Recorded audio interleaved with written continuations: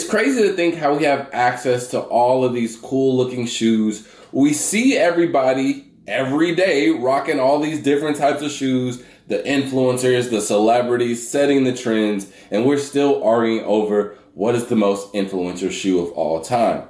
Now, at first, I thought this was a very easy question, but apparently everybody's still arguing, and me personally, the best way to end the debate is by making a list. So that's exactly what I did, and I already made a previous video going over the bottom half of the top 10 most influential shoes of all time, and it got pretty controversial on that one. So this video, we're going to be finishing up that top 10 by going over the top 5.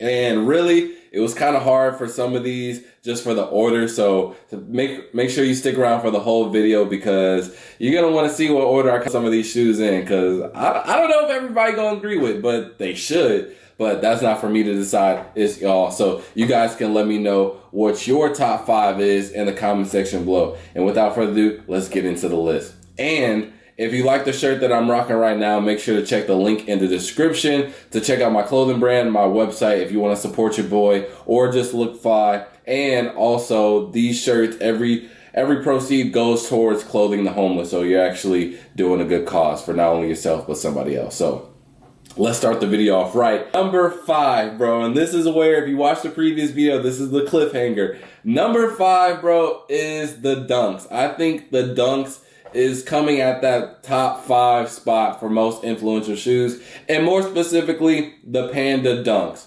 Now, the reason why I say this, and a lot of people might get a little uproar in this, but you got to think about it, bro. Let's just start off on when the Dunks came out. I'm not saying before, because obviously Dunks have been around for a long time, but Nike, and I don't know if they did this on purpose or not, but they did a very good job on it, or at least they capitalized on something that they probably did on accident.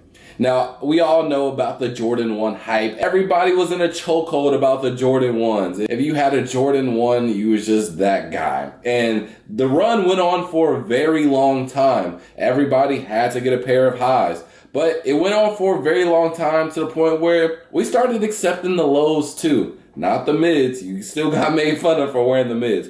But a lot of people started to transfer over to the lows as well. They were cheaper and they were still Jordan 1, so you were still trending. You dig what I'm saying? But it got to a point where it was just getting a little bit stale because Nike just didn't know when to stop. And then COVID hit. Actually, COVID didn't really hit. People didn't know that we were getting COVID, but it was coming around. And right before it hit, Nike decided to re-release the Nike Dunks. Now, again, the Nike Dunks came out a long time ago, but long time ago, they weren't popular whatsoever. They were just deemed as weird skater shoes, and really only skaters wore them, and they went on heavy discounts every time they were released. But not this time. Around 2019, 2020, Nike re-released the Dunks, and they came out with, I want to say, the Cobalt Dunks, the UNLVs, and the Orange Pearl. So a red pair, a blue pair, and a pink pair, and a fourth pair, the Panda Dunks. Now let's just focus on the Panda Dunks right now. First, it's a black and white shoe. And not only is it a black and white shoe, but obviously it goes with everything, but these Nike Dunk lows looked exactly like a Jordan 1. And to the average, sneakerhead or just sneaker consumer in general, they basically look the exact same. So if I'm struggling to get a Jordan 1 high and the retail is about $200 after tax, why not just get a Nike Dunk low for about $100 and I can get 2 pairs for the price of 1? And the timing couldn't have been any more perfect, and everybody was in an uproar. Everybody needed a pair. To the point where I was reselling them things. Panda Dunks, $300 per. If you wore men's, it was $300. If you got grade school, it was $250. And I'm just selling them like hotcakes, bro. Just selling them every time. And they restock so often, bro. And every time they restock, I was easily making double profit, bro. It was just amazing because everybody just needed to have this. And I think this was just an easy gateway for people to get into sneakers. It was a very cheap alternative to the mainstream shoe that was, getting stale. And this was the newcomer. You feel what I'm saying? So it came in the most perfect time possible, and everybody wanted a dunk. It was crazy.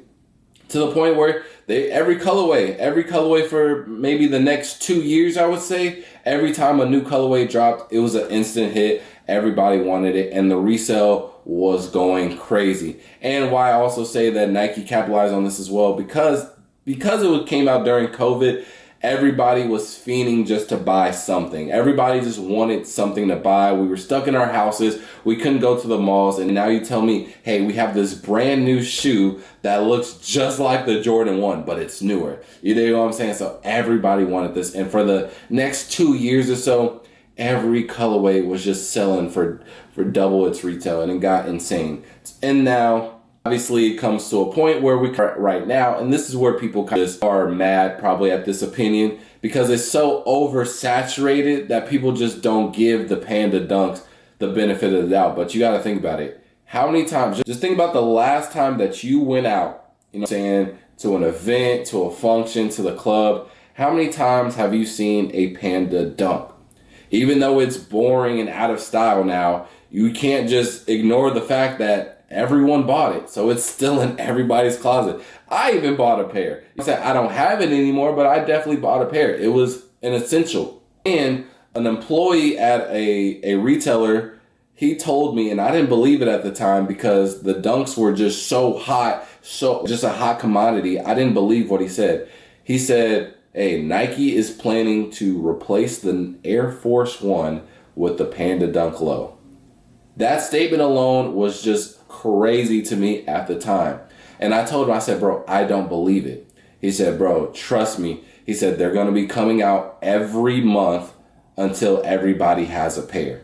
And that's exactly what happened. It came to a point, I wouldn't say that it necessarily replaced the Air Force One, but it replaced the Air Force One. I'm not going to lie. It's the modern day Air Force One. I don't know what else to put it. So for that reason, I'm going to put it at that number 5 spot. Everybody had a pair of Dunks. I think everybody now has a pair of Dunks. And it was, even if they didn't translate to another shoe, which most did, a lot of people started buying Jordan 1, Jordan 4s, and all the other sneakers, but they definitely bought more than one Dunk because they were just so cheap. They were easy to wear, and they had every single color you can imagine. So there was really no cons into having a Dunk. So for that reason, I'm gonna put it on 5 on my list. Now, at number 4, and this is the major one that I was contemplating if I should put it below or over the Dunks. But I'm going to have to go with Yeezys. And we're talking in the generalities. Let's just focus on the 350s for this sake. The Yeezys had everybody not only did it have everybody in the chokehold, but it definitely revamped the game. I think not only did it make reselling just like a popular thing, because before the Yeezys, and I say they came out around like 2014, 2015, we were kind of age, and this is like before StockX got popular. I don't even think it was probably invented, but no one was using it, right? And so the main way to buy, sell, trade shoes was basically giving it an eye test. These hoes are hard. I want 200 for it. And it was a matter if the other person agreed or not. Them hoes are hard. Are they worth 200? Yeah, I think so. And it was more just so a love of the game. But Kanye West was one of, basically, I wouldn't say obviously not the first, but he was one of the main pivotal rappers that merged the two communities of music and shoes. Now, obviously, like I said in my last video, DMC and people like that were the first people, but this was just a whole new level. And Yeezys was the new Jordans. They even made a song about it. We had rap beef when it came to shoes. Name me another shoe that caused a rap beef. This dude Yeezy literally said, Yeezy just jumped over Jumpman. Bro, that's literally a part of the culture, bro. So that is definitely influential for sure. And it was like, bro, it was like, I don't think y'all understand, bro. The Yeezy 350 was so good because it was just like a luxury version of the Roshe Run. And the Roshe Run shoe is like, I'm gonna compare the Roshis to Derrick Rose. If you're if you know ball, you know exactly what I mean. Derrick Rose, he might not be the best, but everybody loves him. No one has anything bad to say about Derrick Rose. There is never any Derrick Rose slander. And that's how I feel about the Roshis. Everybody had a pair of Roshis. Everybody loved a pair of Roshis. And now what you mean to tell me is that Yeezy, one of the GOATs in rap, just came out with his own shoe and they're selling for $1,000 plus? You know what I'm saying? And this was like one of like the more modern shoes that was like accessible that was going for $1,000. A lot of the older shoes that were going for that high, they were very limited to the point where most of the public didn't even touch, or they didn't even see in real life. But we saw the Yeezys, and if you had Yeezys on, it was a flex. And once the Yeezys come out, bro, I don't know if y'all were in the malls back in the day, but bro, all of the fake Yeezys, the one with the light up shoes, bro, you couldn't escape those. Then they started coming out with the little big plushy, I don't know what you call them, but like the slippers, but the big versions of them. It had everybody in a chokehold. So if you couldn't afford the Yeezys, more than likely, if your mama loved you, she tried her best and she got you the knockoffs that lit up. I ain't gonna lie. And Yeezy had such a long run. It was crazy. And let's just not forget about the Nike Yeezys too. Everybody knows about Red Octobers, things like that. But that's just the name itself. We're just focusing on the 350s. And obviously, it elevated into the 500s, the 700s, et cetera, et cetera. But oh my God. And it had everybody changing their style, right? Because this was, again, the Yeezys created such a shift because before the Yeezys, it was a norm to have just Jordans. Like, it was the main thing that you needed to have. If you didn't have a pair of Jordans on, you were lame.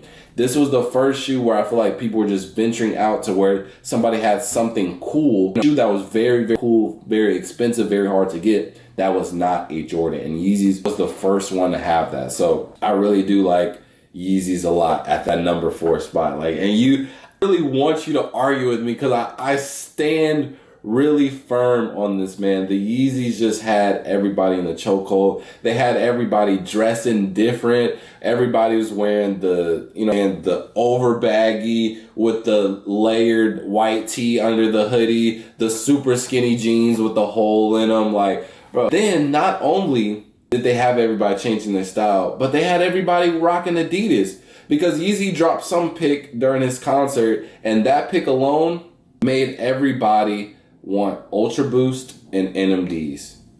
I've never seen anybody rock Ultra Boost and NMDs before Yeezys got popular. So the simple fact that they can make people buy that, and I'm not saying that it's a bad shoe, but generally, like, was wearing that, nobody even knew what those were. But NMDs were just so popular. NMDs were reselling. Ultra Boosts were reselling. It literally changed and made a whole change in the world itself. So yeah, you deserve that number 4 spot. But, moving on the list, we got number 3, and I think these were even more impactful. And I'm going with the Off-White 10 collection, more specifically the Off-White Jordan 1. This shoe right here, rest in peace Virgil, just the whole collection in general, I think this just era where these shoes came out and the impact of these shoes, one, everybody was talking about it. Every rapper that came out during this time, Uzi, Yachty, Dexter, 21, G Herbo, it didn't matter who it was, bro. They were rapping about Off-White. And if you had a pair of Off-Whites, oh my God, people thought that you just had an abundance amount of money. Like, it was a necessity to try and get one of the 10 collection. And I think it had another shift into where we birthed a lot of new creators. I think a lot of people got inspired by the Off-White 10 because you could argue, okay, not really, innovative, but at the same time it is, because yes, all he did was take previous models that were made and put a zip tie on it and put a word in quotation marks. If we break it down to the bare minimum, yes, that's all it did. But that simple fact, like that simple change, literally changed everything. And I birthed a lot of creators, birthed a lot of customizers. You got Cool Kai, things like that, like literally doing the same thing. He made a Jordan 1 with a lightning bolt. And people raved over this. It was something new. It was something innovative. We were transitioning out of the phase of, okay, we only like OG Jordans. We only like Jordans that if Mike wore them, then I like them. You know, we got out of that mindset. And I think Virgil really helped with doing that. And the impact on those things, oh my gosh. And obviously putting zip tie, the quotation marks on the Jordan 1 itself, one of the most iconic Jordans of all time, I think that just changed the game, because usually, especially when it comes to old heads, they don't like change. They don't like nothing new. And especially if Mike didn't wear it, they don't care. But again, no one really had complaints about it because it was a $4,000 shoe. You feel what I'm saying? The red one's about $4,000. The blue one was about $3,000, or like $3,000, and the white one was $3,000. And they didn't do anything crazy, really, but everybody wanted it. I still want some shoes part of the 10 collection. And you want to know why? It was because how they dropped it. And obviously Virgil is a big piece in this, because Virgil is that guy. You dig what I'm saying? He's a very talented designer. But when it comes with this talent, he creates, you know what I'm saying? He creates. So he creates an atmosphere. He creates an energy. He creates a feeling. So it's not just, hey, we have a new Jordan 1 and I put my own little twist to it. No, he made us feel this new experience that everybody wanted to be a part of. And that's why I said it birthed a lot of creators, a lot of customizers. And I feel like another time where we just pivoted into a whole nother, like our attire, our aesthetic, how we moved, how we thought. So for that reason, I really enjoyed number 3 at the top. After his passing, it kind of went downhill from there. But that just short period of time of like its prime, the impact that it had on the world was just huge. And I think it's just bigger than the rest of these previously before. Now, number 2, obviously I've been talking about it throughout the whole video. We have the Air Jordan 1. I think this one was kind of predictable. Yeah. I got about 12 pairs of just high top Air Jordan 1s. And this is just in my era alone. Let's not even talk about back then when Mike wore them and they banned them from the league, bro. They basically said, hey, yo, like, that color scheme too fire, bro. You can't have that on the court. We gotta ban them. And Jordan was like, nah, bro, I'm him. I'ma still wear them. And all the old heads went crazy. All the old heads went crazy. They started foaming at the mouth. And there you go, I'm saying. And I feel like Jordan 1s just never, ever went out of style. You can hoop, I mean, obviously you don't hoop in them, but previously that's what they were made for. So you could hoop in them, you could just wear them casually, or if you want to dress up, you want to go on a little date. Literally, all my Jordan 1s, every time I went on a date in my high school times, I always wore a Jordan 1. I just thought it was the perfect shoe. Like, it's just the perfect model. Like, it looked good. It had a sense of classiness, but also where I'm not like business. You know, I can still express myself while looking fly. And that's my personal opinion on the Jordan 1s and why I liked it so much.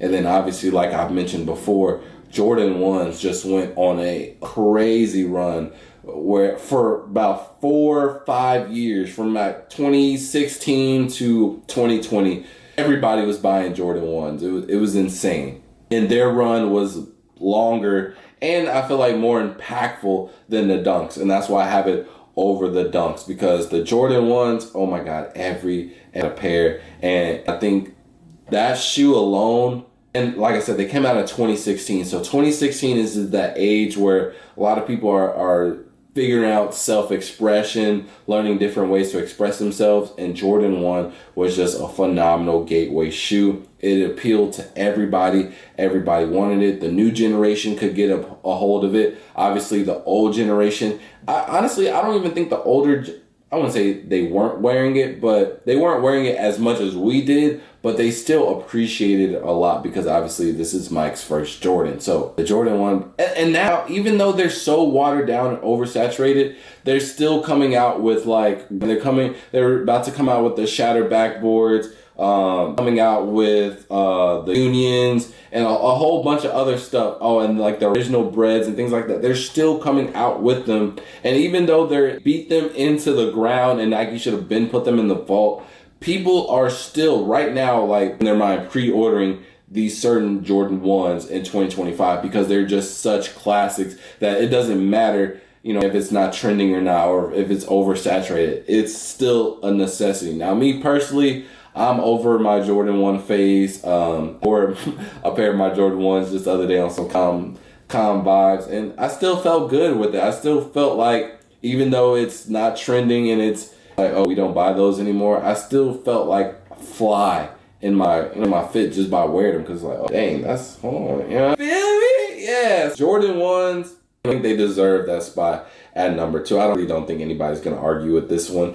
and I don't think anybody's gonna argue with this next one at all. The Air Force One. I think it's pretty obvious. The Air Force One has been popular before I was born, probably before my parents was born. It's just a staple in the community. It's birthed so many things. It birthed customizers in general. It literally gave customizers a platform. This was literally the base of everything. Everything started with the Air Force One. We wouldn't have Bape without the Air Force One. You know, everything ultimately derives from the Air Force One. We have so many rappers from the beginning of the time just saying, like, emphasizing how important it is to have Air Force Ones. And obviously you can see the impact of the Air Force Ones because we have so many different collabs that you couldn't even count. Like, probably an infinite number of Air Force One collabs, designs, things like that everybody is still seeking out after, bro. It's insane. The Air Force One is crazy. All the rappers talking about, you don't even clean your Air Force Ones, you just buy a new pair. And that alone, I feel like, kind of people into it, because at first it was like, why would you do that? Why would you waste your money buying a whole new pair when you can just clean it? And it's like, it's an unwritten rule. You have to. And just with that unwritten rule, with it being the grandfather of literally every other shoe, the amount that it's given us when it comes to customizers, to Bape, all these other brands, it just done so much for the culture. There is no other reason why you wouldn't put it at number 1. It just doesn't make sense. But that's it for the list, man. And let me know if you guys agree with it. Me personally, I don't think it was too controversial. I ain't gonna lie to you. I think I made some fair and valid points. But you guys can ultimately let me know if I was wrong or not in the comment section below. And like I said in the beginning of the video, if you like the shirt that I'm wearing and want to check out any of my other products that I got, make sure to check out my clothing brand and the website. Just support your boy, look fly, and help the homeless out. So with that being said, I'll see y'all in the next video. Peace.